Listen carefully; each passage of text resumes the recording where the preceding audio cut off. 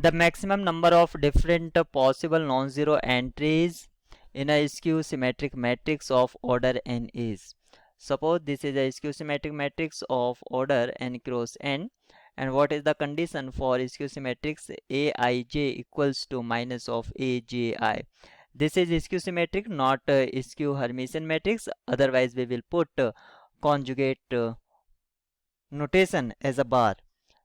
If I equals to j, then aii equals to minus of aii. It means take transpose. So 2 times aii equals to 0. This implies that aii is 0. Means all diagonal elements are 0. So how many zeros? Total n and n rows. So n zeros. And above the diagonal and below the diagonal elements will be negative of each other but different. For example, if I take minus 5 here, so 5 here, these two elements are different. Total number of elements we can find by n square and need to subtract zeros. But how many zero? N zeros are there.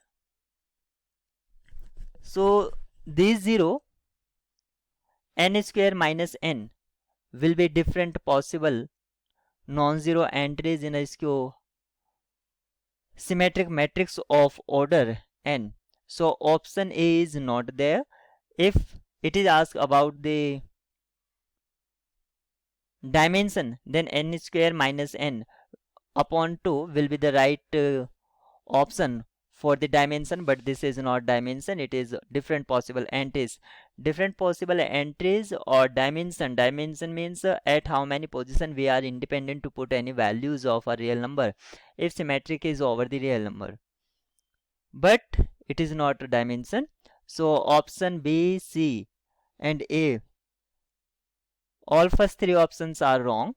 So none of these options will be correct for this problem.